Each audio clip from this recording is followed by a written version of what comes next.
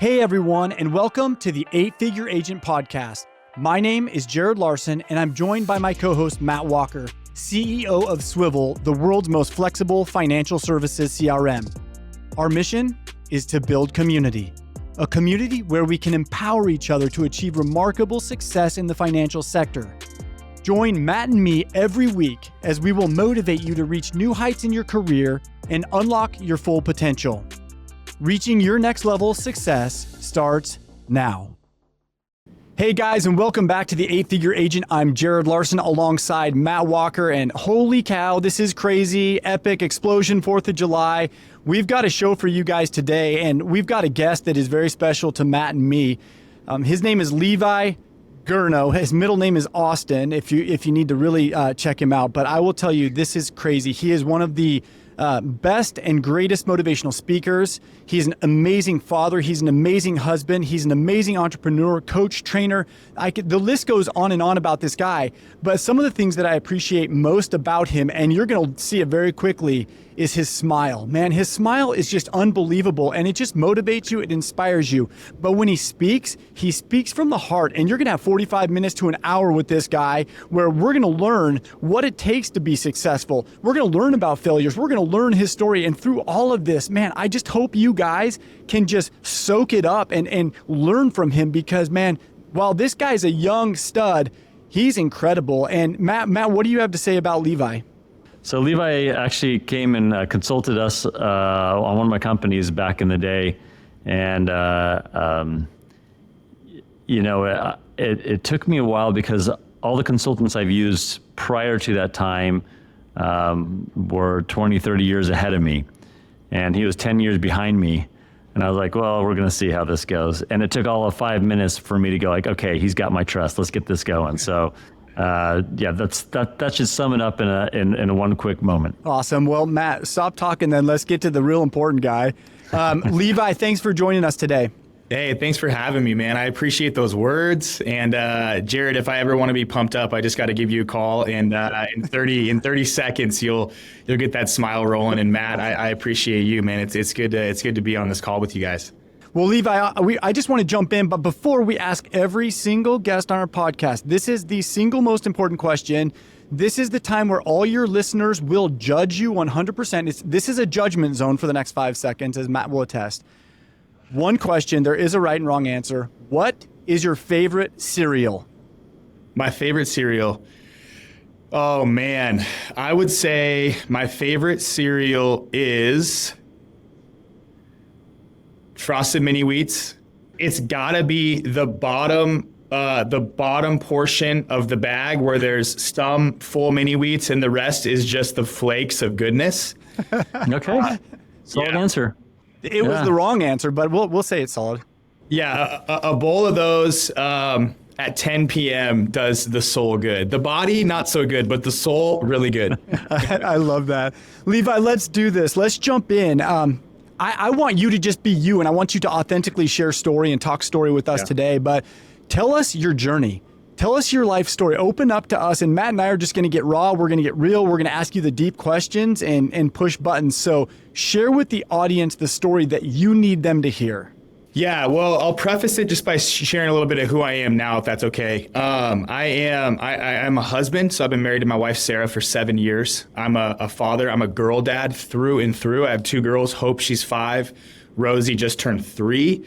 They're little blonde-haired, blue-eyed spitfires, and they're incredible. And yeah, man, I'm a son, I'm a brother, I'm a friend, I'm a business owner. And so I like to preface that because there's a lot of things I've learned, things I've accomplished. I would say ways I've failed forward. But most importantly, those are the roles that I play. I'm a follower of Jesus. My faith is very important to me. And so I'll preface it with that. That is my story of where I am today and who I am today. Yeah, man. So really, I grew up a pastor's kid. My dad was a pastor for many years. So he was in leadership from the day I can remember. Growing up, I think I was kind of on a journey of figuring out who I really am. One thing that sticks with me is I grew up pretty overweight from a young age. I got diagnosed with asthma when I was 6. And when you start taking it like an albuterol, you can have adverse effects. And that was about the exact same time that I started gaining a lot of weight. And from a young age, when you grow up overweight, you can get made fun of, right? I mean, there's bullies everywhere. People get made fun of. And so, growing up, I was a kid who, man, loved people, loved his family, loved having fun, loved sports, and ultimately wanted to fit in. I wanted to fit in, and I think growing up being overweight, I quickly realized that there's bullying exists. Not everyone's going to be nice to you. That you're going to experience hard things. And that kind of stuck with me growing up, man. I became someone who wanted to just blend in. So I would say was someone who was more so became who others wanted me to be, as a way of not being made fun of. So I was the class clown. I played sports. There was a lot of things I did not do that I probably should have or wanted to for the sake of playing it safe. And that really stuck with me and really became part of what I realize now was my identity at a young age. I became a starter and not a finisher, someone who would start things and things that I loved and that I was good at and passionate about. But, as we know, when you commit to things that are hard, you're going to fall on your face at times. You're going to fail forward. You're going to experience adversity. And I wanted to avoid that at all costs because I just didn't want to be put on blast, if you will. I remember a moment when I was not 13, I'm sorry. I was probably 9. I was playing basketball and loved sports. I'm a team guy, love being around people. And I didn't start, which was okay because I was a team player, but I went in the second quarter and I just had thought, man, I really want to make an impact. I want to score. I want to pass. I want to be part of the game. I want to be part of what all these other guys are doing. And I finally got the ball. It was after a free throw. They totally bricked it. It came right to me, and all I thought was, man, I'm wide open. I'm going to shoot this thing. And I drained my first three-pointer. I'm 1 for 1. My shooting percentage was amazing at that time. However, I made a basket for the wrong team. And what happened in that moment, the refs called a timeout. Everyone started laughing, and I started laughing too, to kind of play off. But then I looked around and everybody was laughing, and I had my very first panic attack, and I ran off that court, and I was bawling my eyes out, and my mom came and she wrapped her arms around me, and I never played basketball again. And so I tell that story because it's hard to share my story without sharing how it was shaped at an early age. And so that, again, stuck with me. I became a starter and not a finisher. And really look back and I just became all things to all people. I would be who Jared wanted me to be on Sunday and who Matt wanted me to be on Monday and who my parents wanted me to be when I came home for dinner, and learned to blend in. And it wasn't until I was about 23 where I realized my life looks nothing like I thought it would. Living back in my parents' basement, changed my college major 3 times, transferred schools twice, had gotten out of a pretty serious relationship, someone I had been with for 4 years, and just was on a walk on my 23rd birthday, May 30th, 2013, and just realized, man, who I didn't even know who I was, to be honest. I have no idea who I am. I have started so many things. I've finished nothing. And I don't trust myself. Other people don't trust me. Hey, I'm liked because I can have fun, but it's not fun anymore. And I remember that moment was just a very pivotal time because I had good people around me. That's the thing I should say. I have a great relationship with my parents. They were great coaches and mentors and parents. I think they played all 3 roles for me very well. They coached me when they needed to coach me. They mentored me when they needed to mentor me, but above all, they parented me very well and loved me very well. So I never felt like a failure to them. I never felt like I disappointed them. That's not true. I think I disappointed them on the surface, right? Because it's like, Levi, what are you thinking? But they were never truly, deeply disappointed in who I was. So I had some good people around me, enough to know that my life didn't have to continue looking the way that it did. Levi, I'm going to interrupt you before you jump into the next chapter of your life. Let's go back to this starter, not finisher thing, because I think this is intriguing. Yet why start and not finish? Like, what happened? Why? I mean, and it sounds like it continued to perpetuate itself. Talk to me about the psychology behind that and where you were at. Yeah, I think because, when you start things, it's a lot of fun. Well, first off, I realize now I'm a visionary through and through. I'm the CEO of 2 companies, so I'm a visionary, which is a strength. And I'm very entrepreneurial, right? So I think that was part of it, to be totally honest. I'm a starter, not necessarily a maintainer, if that makes sense. So I think that was a small aspect of it. But the majority of it, obviously not knowing that when I was young, was when you start things, it's not that hard. You're excited about it. It's easy. It's the beginning. It's the newness. And then when it's not new anymore, you're playing a sport, and now, the newness is over, and now it's hard. Now you have to show up. Now it hurts. Now it's painful. Now you have to be disciplined. Those things were really hard for me. And ultimately what I found was there were times where I would continue pushing through, and, especially in sports, I would have a bad play, I'd miss a block or whatever, and I would just get lit up by friends, which I realize now that was the jargon. That's what you did.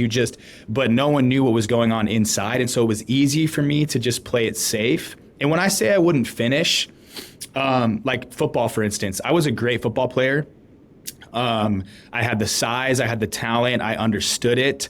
And when I got into, JV varsity, I remember, competition going higher, and maybe not playing as good as I thought. I was a sophomore and I suited up for varsity, and, you get made fun of, coaches yell at you. And with everything that I had been experiencing and just what was going on in my head for so long, the dialogue of my life, it was easier for me to just be like, hey, I'm injured. So I wouldn't say I would fake injuries, but I would nurse them a long time. I would nurse them for a long time because it was easier to be part of the team and not be put in a position where I'm going to miss a block, or I'm going to disappoint somebody, or I'm going to get made fun of, or I'm going to get talked about behind my back. So that's really what I mean. And honestly, Jared, to be frank, it's because that was easy.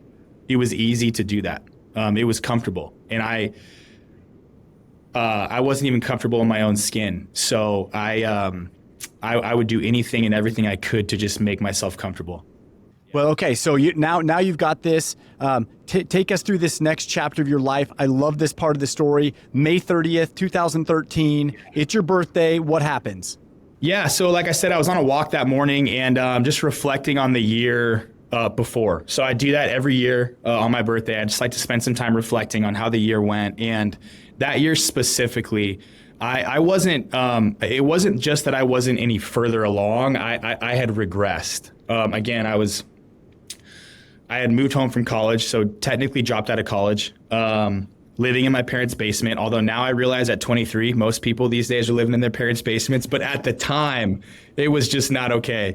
And again, I had no direction. That's what it came down to. No direction, no clarity. Again, I had kind of been on a journey with my health, was not in a healthy place at that time. And just realized, man, I have a lot of vision for my life. I have a huge vision for my life. I want to be somebody and believe that I could be somebody. I could make a difference and make an impact. And so I was on a walk that morning and I just realized, okay, one of two things is going to happen. One, I'm going to continue down this trajectory and it's not going to be good. Probably depression. I mean, I don't even like to go down that road, but it just wouldn't have been good with the direction I was headed. Or I'm gonna draw a line in the sand, not just kind of commit and hope that things are gonna change, because hope is not a strategy, and my dad always told me that.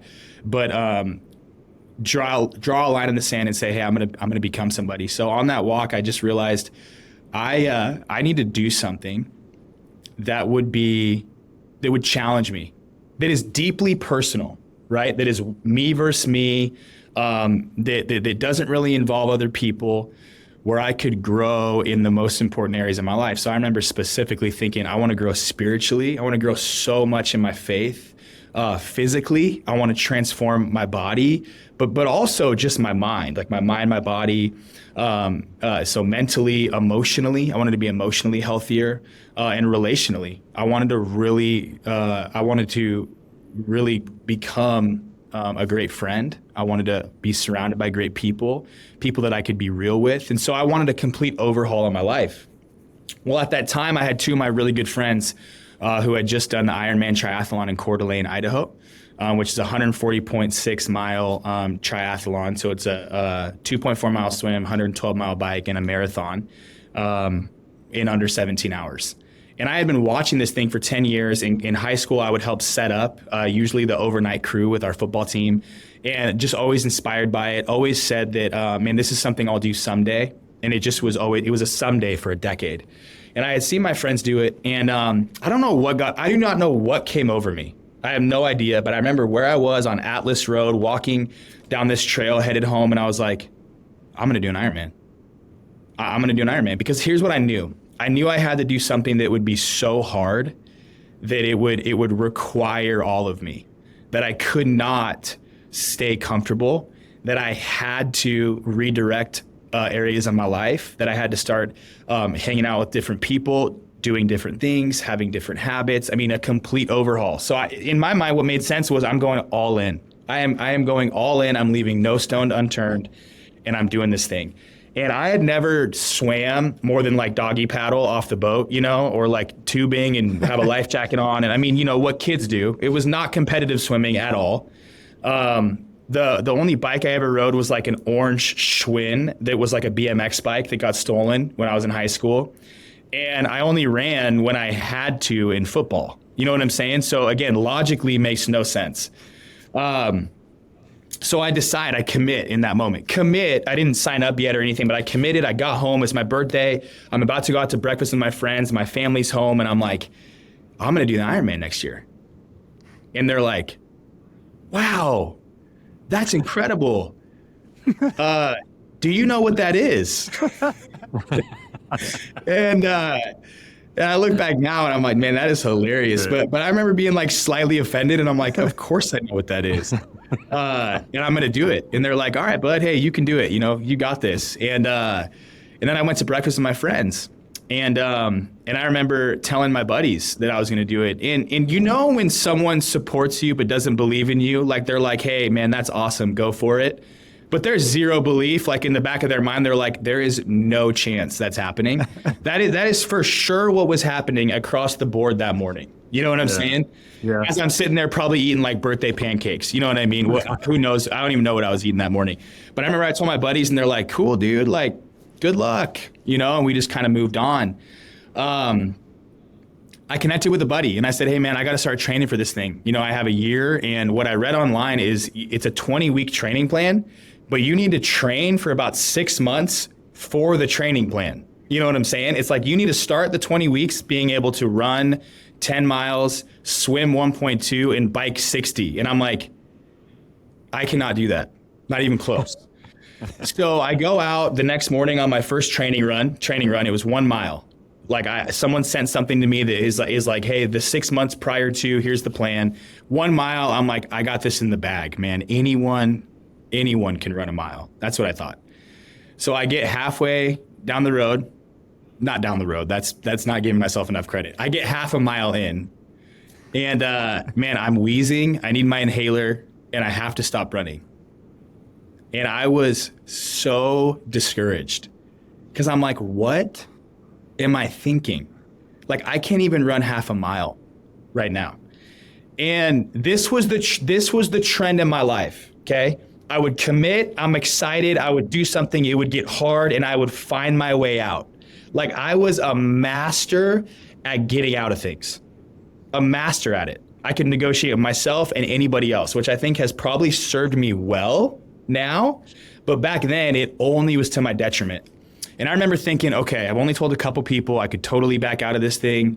There is no chance I can do this. I am talking myself out of doing this thing a day after I commit to it. But something came over me because here's the thing, I was pulled by this vision of who I wanted to become. like deeply pulled by it. It wasn't like this. It was very compelling. Like, this is going to be the year that things change. And I remember having this mindset shift, because I had a half-mile walk home, and when you're tired, that's a long walk. You know what I mean? And I was thinking, and I was halfway back, and I was just like, man, you know what? I can't do this today, but the race is a year away. So I can run half a mile today. Like, that's what I can do. And I can get up tomorrow and I can run just a little bit more. And if I do that every single day, I can finish this race. I can do that. And so I got home, and here's what I knew. I needed to commit even further. I was like, I have to make this thing official. Well, in 2013, if it wasn't on Facebook, it wasn't official. You remember the whole like FBO, Facebook official thing? It just wasn't. It was like, you're not dating anyone. You're sure as heck not married if it's not on your Facebook. And so I was like, I'm going to post this thing on Facebook. I'm going to let everybody know. And I remember the post. I said, I'm committing to doing the 2024 Coeur d'Alene Ironman triathlon. And a year from now, I will be a completely different person, spiritually, physically, mentally, and emotionally. And I made that declaration. And 7 days later, my dad went with me, and I paid the entry fee, $750. And I made it official, and I signed up for the race. So Levi, so Matt is an exceptional athlete. You're going to hear the rest of Levi's story as well, but Matt's a triathlete, and he's epic. I mean, he can run, he can bike, he can swim. He's like the one-stop shop. Matt, for our viewers, can you encapsulate what the ludicrous nature of what Levi just did? Just because you can do one, doing all three is like a whole different beast. You know,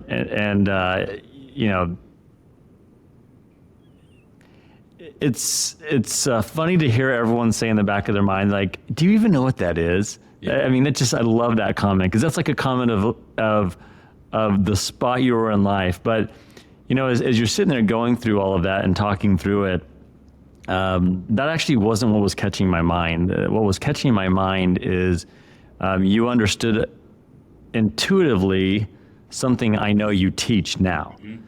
But intuitively, you recognize that changing who you are is an all-in process. Yep.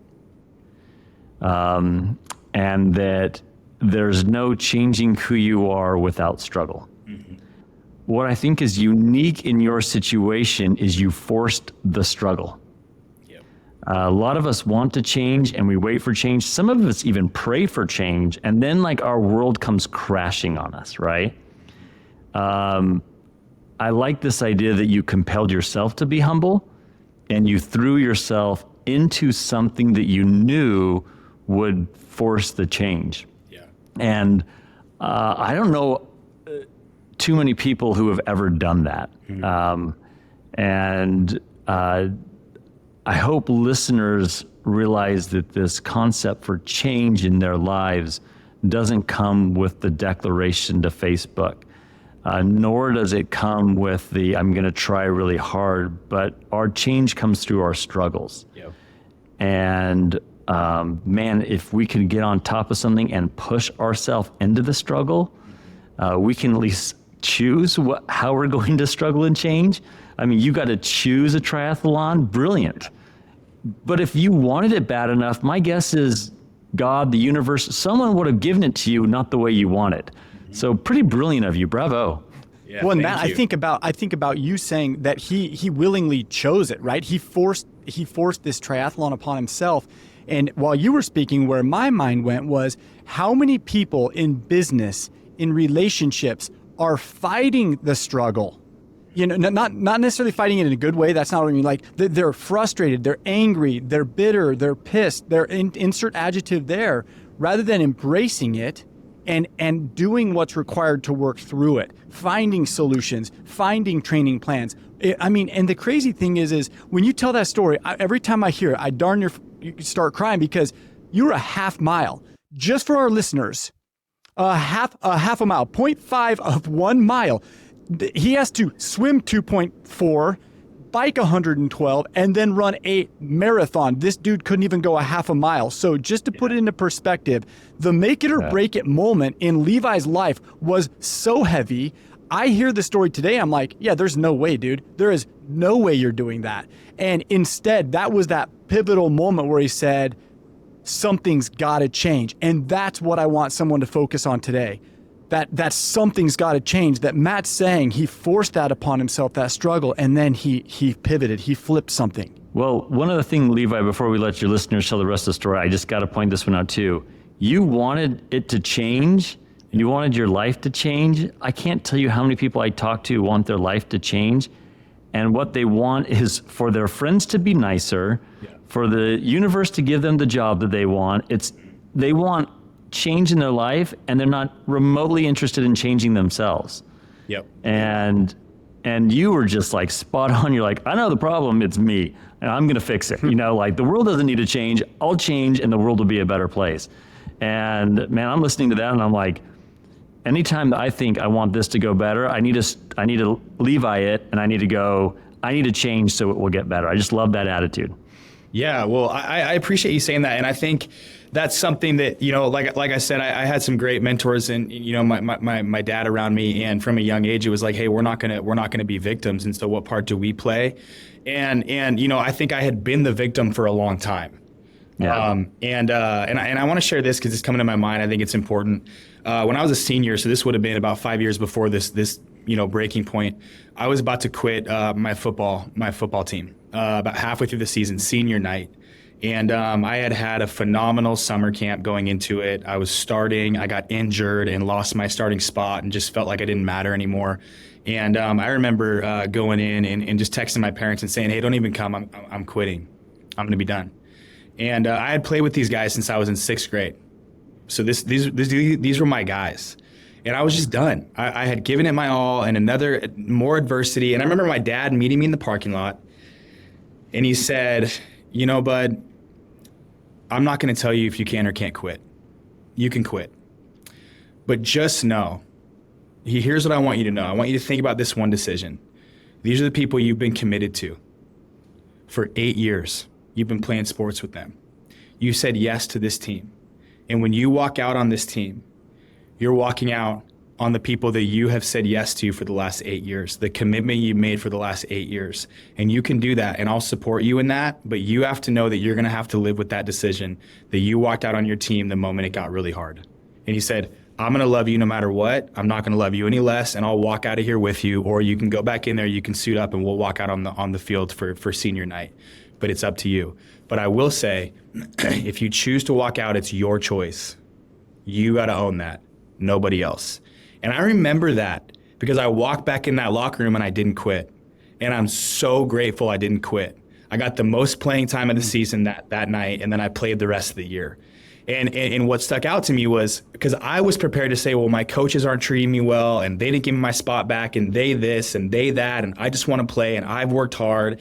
And I remember him just simply in a loving way, not rude, just directly saying, it's your choice. You're going to make it, you're going to live with it, but it's nobody else's. Yeah. And I think that really stuck with me, Matt. And so as you say that, I realized what I wanted to lose weight. I wanted healthier relationships. I wanted to be successful. I wanted to start a company. I wanted all these things. We all want that. Those are actually results. They're not the thing. It's a result of the thing, right? The thing is first and foremost the commitment and the decision, and then the hard work that is in between. And I know that is a very hard pill to swallow for a lot of people, myself included. It was equally as hard, but I just knew that what I've been doing the last decade doesn't work. It doesn't work. And so I'm either going to make that decision, go through hard, and really become someone else in the process. And outside of choosing to commit my life to the Lord and marrying my wife, probably the biggest decision I've ever made. So Levi, there's a principle there, and I just want to try and sum it up as you continue to share your story. When your desire to succeed, to move, to take action for betterment, whatever the case is, when your clarity, when your mission, when your end goal or the result that you talk about outweighs the desire to stay comfortable, that's when the shift can happen. Yep. And that's hard. And that's challenging. So Levi's sitting here now, you walk a half mile, you use your inhaler and everything, and you say, what can I do? Well, I can go a little bit further. Can you give us a brief summary of what happens as you work towards accomplishing this goal? Yeah, so I surrounded myself with good people. So I had a friend, Luke Szymanski, have to give him credit. He had just done two in a row, and he just, as a friend would, he would follow me on Strava. He would coach me up on my runs. He would tell me to train slower, race faster. You know, he would call me. I remember I connected with the guy who was a professional cyclist who kind of did what you did for a long time, Jared. His name was Gene, and he would go ride with me. He would teach me how to charge hills. He would just I had to be taught, right? So I was a sponge. I was like, I'm going to learn by doing, and I'm going to learn from people who've done this. I had a friend named Sam Barnes, whose dad was he was a swim team coach, and he swam his whole life. And he had just done an Ironman as well. He met me in the pool. He taught me some techniques that made me just a really good swimmer. And so I really committed to the process, committed to learning. And over the course of that year, I'll summarize it. I also decided to go back to college. So I went to Northwest University, which is a private Christian college in Kirkland, Washington. I took a full-time job. So I was waiting tables full-time. I was training 20 hours a week, and I was taking 18 credits at school. So I went from somebody, and why I tell that, I always share that. And it's not like, oh, look how much I was doing. It's because I was the kid who didn't want to do anything. I would get out of any responsibility. I would have the easiest job, and then I would just go play and hang and have fun. And I went from that to saying, okay, part of this isn't just finishing the race. And in fact, finishing the race is a result. What I want to do is become someone different in the process. So I need to build the habits and the discipline of just doing hard things. So I went back to college, was working full-time job, training 14 to 20 hours a week. I remember I would get up at 4:30 in the morning. There was a swim club called the Samina Swim Club in Bellevue, Washington. It was an outdoor pool. It was the fall. It was freezing. And I would get up at 4:30 in the morning. I'd be in the pool at 5. Class started at 7:30. Everyone else on campus is asleep. I would warm up. This is kind of funny. I'd warm up for the cold pool in the sauna because it was like, I'm like, dude, I gotta mentally prepare for this thing. But man, I would do that every single day. My roommates would come home, and they'd be, eating pizza and going out and watching basketball games and hanging out in Seattle. And I would have my bike trainer set up in the living room, watching like triathlon documentaries on YouTube, doing 2 to 4 hour training rides on my trainer. I mean, we're talking 60 to 80 mile rides in the evening. It was commitment. It was hard, and there were many times that. I asked myself, what on earth am I doing? Like, why am I doing this? However, every day I got better. And I don't just mean better physically, because that happened too, but making those hard decisions became a little easier. It was no longer, I didn't have to force myself to eat a certain way, say no to certain things. It just kind of became who I was. So the process was working. It was forming a completely different person, which is like the compound effect in business, right? Or in life. It's like, as we see more progress, it's like this snowball. That's exactly what happened. And I'm going to fast forward to the week of the race, unless you have any questions, Jared. No, let's get to the race. Okay. This is awesome. Okay. So I have been training in Kirkland, Washington. My family lives in Coeur d'Alene, Idaho. Okay, so it's about 6 hours away. I had seen them maybe 3 or 4 times throughout the course of that roughly six to 7 months. When someone leaves, they kind of freeze in your mind the way that they left, right? So the way they looked and everything, and then you see them and they look different. You're like, what? So I remember coming home. It was about 10 days before the race, and I see my parents, and they're like, Bud, oh my gosh, you look great. Like, holy smokes. And I'm like, oh, thanks. I appreciate it. And I would go out and train. I'd come home. I'm like, yeah, I just went and swam a mile and a half. And they'd be like, you did? And in my head, I'm thinking, what do you think I've been doing the last 8 months? Like, do you think I just haven't been training? But they're shocked, right? Because I'm the kid who started things and didn't finish, who was who was afraid of being made fun of, who was very deeply insecure, right? That's me. This is a big deal for my whole family. And we had a bunch of family and friends come into town the night before the race, or I'd say a couple days before the race. My dad goes down with me, my whole family actually. We check in, you get your bracelet, you put your bike in. I mean, this is the real deal. This is go time. It's the week of the race. The energy was infectious. I was so excited. I would say I wasn't even nervous. And I truly mean that. I was nervous because of anticipation. But I was not nervous for the race. I was so prepared. I had prepared mentally, I had prepared physically, and I was just excited. The kid who struggled with confidence his whole life, was never confident about anything. I was so confident and just so excited. And I remember the night before the race, we had family, friends come to town. Guys, this was a big deal, right? This was a big deal. Not just because how big the race was and the mileage and things, but because it was like, this is Levi, that everyone who knew me knew my struggles. And I remember the night before I was about to go to bed, my dad pulled me aside and he just looked at me and he said, "Bud, I want to let you know, I want you to know how proud we are of you. I mean, we are so proud of you. And you've worked so hard. And I cannot wait to see you do this tomorrow. And I just want you to know that if you don't finish, it's okay. It's okay.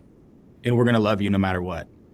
And I remember just kind of sitting there, taken aback by it. I was a little, not offended. Offended would not be the right word, but I was just kind of like, and I looked at him, and he would tell you this, Jared, you've heard this. I looked at him and I said, "Dad, like, not finishing is not even an option. Like, it's not even on the radar. The only question is, what will my finishing time be?" Like, that's it. And he will tell you to this day, that was a profound moment in his life. More profound now for me as well, now that I look back and see how far I've come. But for me, it was just who I'd become. But for him, he was like, I've never heard, ever, in 24 years, that amount of confidence in my son. And so wake up the next morning, I get up at 2:30. My dad's there, dude, I'm blasting the music. I don't give a rip who's sleeping, okay? We're getting this thing rolling. 2:30 in the morning, barely slept. I got music playing. My dad makes me my pre-race meal. We go down, it's about 4 in the morning. It's still dark. I look at it's pretty windy, and you guys who've cycled, like riding in the wind sucks, especially when you're gonna have to climb about 8,000 vertical feet.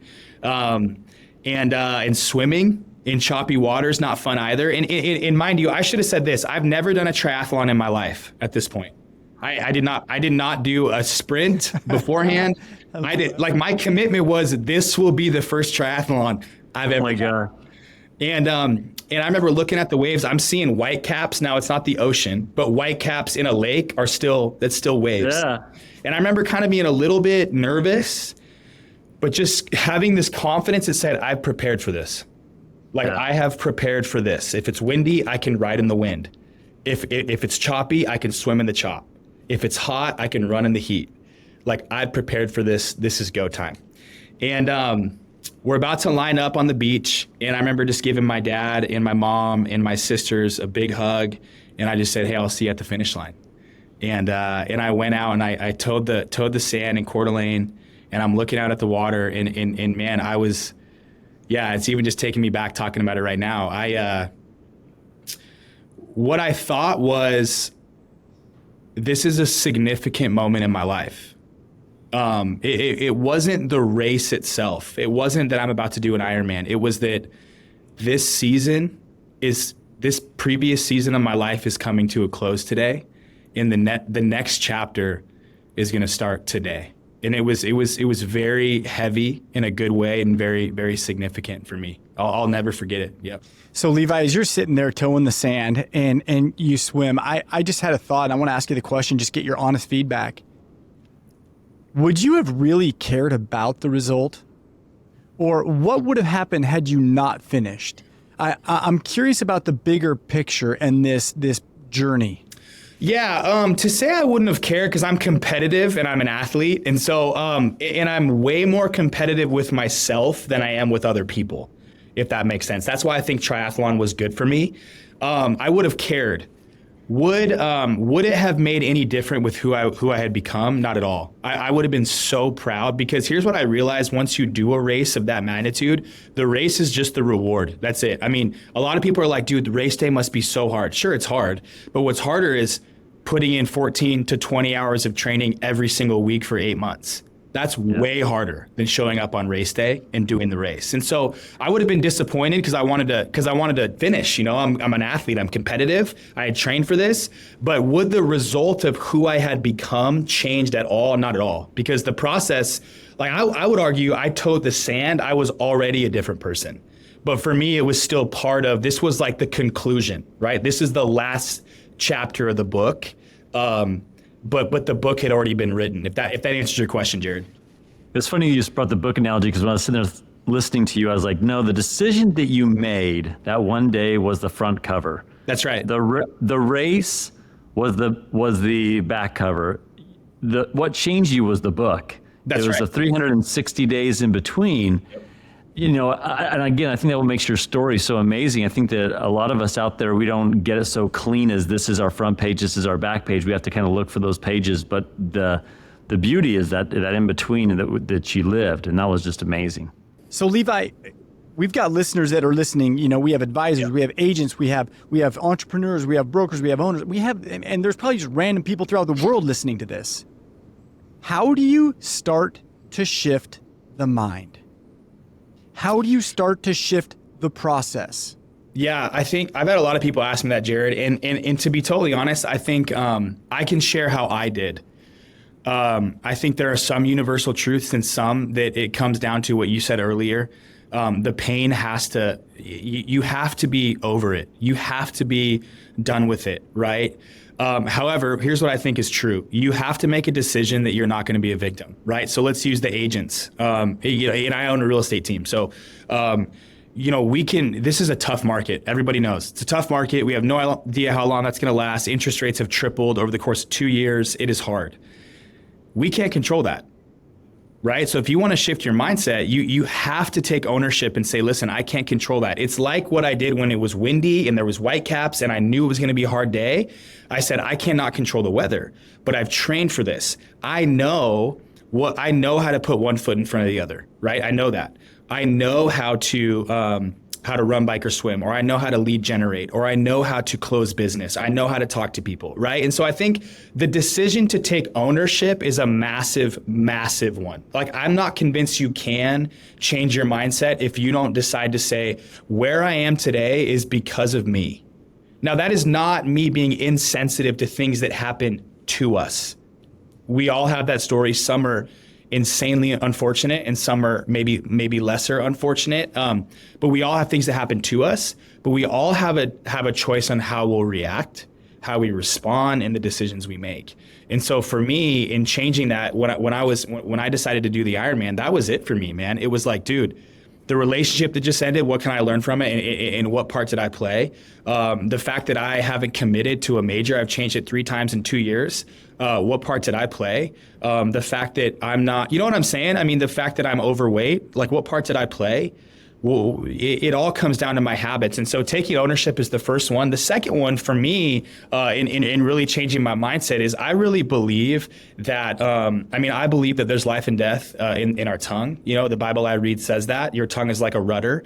And so I think what we say, which really stems from what we think. And so, again, the Bible I read says, take every thought captive and make it obedient to Christ. And so, man, a huge aspect of this, you guys, massive, like the number one aspect was my spiritual journey. I should have said this. I did not train without spending time in the Word, period. I did not go out on a run, a bike, or a swim without reading my Bible and spending time in prayer every single day. The only music that I listened to for an entire year when I was training was worship music. And I made sure that everything I shared, I gave glory to God. I believe that because I am a spiritual person, that played a massive factor in changing the way that I think. Because if I'm going to take every thought captive and make it obedient to Christ, then when I say, "Hey, Levi, you're lazy," no, I'm not. "Hey, Levi, you're insecure," no, I'm not. "Hey, Levi, you can't do this," yes, I can. You know what I'm saying? And I'm taking every thought captive, and I'm getting in the Word, and I'm backing it by Scripture, and I've already made a decision to change, right? So I could go on and on. I don't want to get long-winded, but I think, man, you have to make a decision to change. And then I do believe, this is probably bold for me to say, edit it out if you want. I believe that faith is a very, very, very critical piece in everyone's journey. And the people that I talk to that say, I don't have a faith or I don't have a belief, I would argue they do. And I'm not going to tell them what it needs to be. But I think if you are who you bow your knee to, you're going to have problems. If you are who you bow your knee to, you're going to have issues. And so whether that means that you are becoming a different person for those you love, for the impact you can make in the world, for peace, for joy, for God, for Buddha, I don't care. That's deeply personal to those people. But for me, man, faith, I wouldn't be who I am today, and I wouldn't have been able to make that decision without my faith. So, Levi, I'm just listening and I'm motivated. I'm like writing things down on things I need to change in my life and be shifting and thinking about. Yep. But there's a level of vulnerability with what you're talking about. There's this like level of transparency that has to occur where I have to ask myself the questions that you just asked. Where am I really at? Yep. Where am I at with my family, with my kids, with my money, with my job, with my habits, with my disciplines, with all of that stuff? And I can negotiate, like you said, you were a master negotiator with yourself and you could get out of anything. And I've found that in my life that I've done that.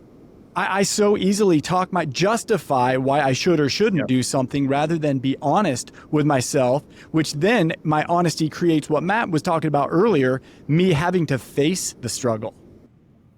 And not wanting to face that struggle is hard. I'm sorry, not wanting to face that's easy. Facing it is hard. Yeah. Well, Jared, I think it's fair to say that you've been a huge friend and mentor to me. We had a call last week where I needed some advice and I gave you a call. And so I think surrounding yourself with the right people, that saying that's so cheesy, but so true is that you are the result of the 5 people you spend the most time with. You're the sum of the 5 people you spend the most time with. I think is crucial, but we've learned something very impactful from you and your family, and that's the phrase, we do hard things, right? In your story with your son, Ryder. And we've adopted the Ryder effect in our family. We had a really hard time with our daughter. She's 5 now, she's ADHD, she has some other things that make her not only just an amazing world changer, but a little bit challenging to parent, if you know what I'm saying. And it's going to be an amazing thing in the future. And right now it is hard. But we adopted the phrase, her name is Hope. And we said, hey, we're going to tell you that your name is Hope Elizabeth and you do hard things. So when I ask you what your name is, you say, my name's Hope Elizabeth and I do hard things. And we started adopting that as a family. And that's the language inside of our company. I say it, right, when I don't want to do something. And here's what I realize. This is what I want people to know. I do that when my daughter doesn't want to wear a shirt because she doesn't like how the tag feels on the back of her head. You know what I'm saying? When she doesn't want to brush her teeth because it's annoying. I'm like, listen, you do hard things. This is hard for you. What I realize now is 34, as a husband, as a father, I'm the CEO of 2 companies. I have a lot of moving parts to my life. The function of what I do, speaking, coaching, training, transacting, is not hard. And that's not in an arrogant way. It's just, it's not hard anymore. The hard thing is the internal stuff that nobody sees. The hard work is, how am I doing? Really? Who am I talking to? Who do I have in my life that knows my struggle? Who do I have in my life that will rally around me and help me be the leader that I actually want to be, not the leader that people see on social media? That's a huge thing for me, man, authenticity as a leader. And so I share that because I know you want to be successful in any area of your life. Like, the number one thing that you have to get really comfortable with is that it's going to require you to do really ridiculously hard things. Really hard things. You're going to have extremely hard conversations. You're going to have to do really hard, make really hard decisions, have really hard conversations.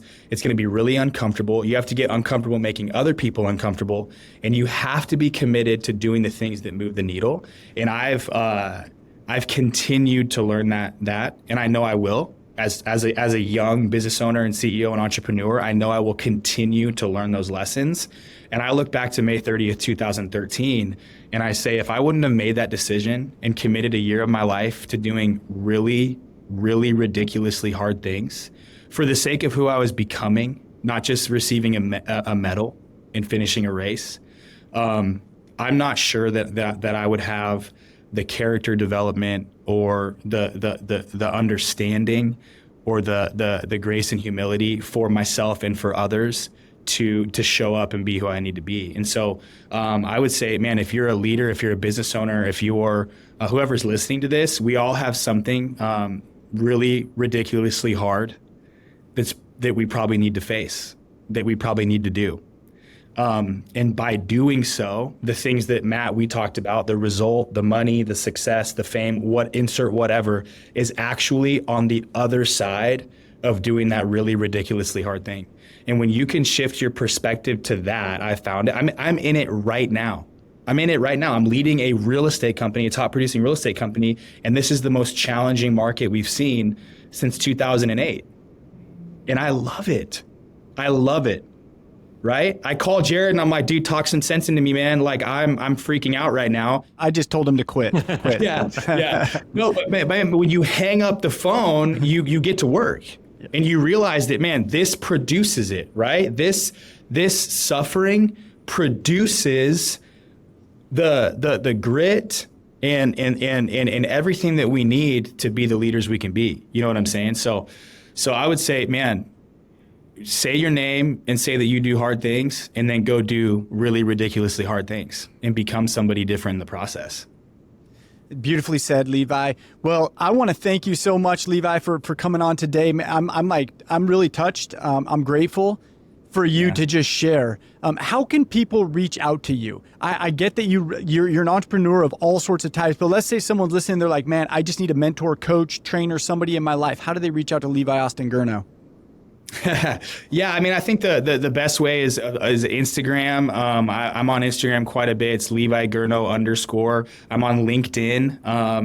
And then, yeah, I'd say those two ways. I check those pretty regularly and connect with a lot of amazing people through those social apps. Yeah. Yeah, and you're moving the needle. It's so cool to watch you on social media and your growth and where you've gone. I hope as a result of this, that people can take away that you can do hard things, that you can change who you are. You can become a finisher, not just a starter. I hope people understand that it requires a healthy dose of being honest with yourself. It requires you putting accountability partners in your life. It requires so much that's uncomfortable, and the result is there. And I hope people will learn from Levi that you don't just have to focus on the result. Actually, focusing on the result sometimes makes you miss the mark. Sometimes you just have to focus on the process. And as you endure the process and the journey, you will become who you intend to become. I want to thank everybody for joining us on the 8-Figure Agent today. Until next time. Thank you so much for hanging out with us today. If you enjoyed this episode, make sure to subscribe and follow us on your preferred platform wherever you listen to podcasts. Remember, success loves company, so share this podcast with someone who you think might enjoy it too, and let's build a community together. Let's keep the momentum going until the next episode drops. And hey, if you got any questions or topic ideas that you would like us to focus on, send us a message on social media. Again, thanks so much for joining us. Until next time.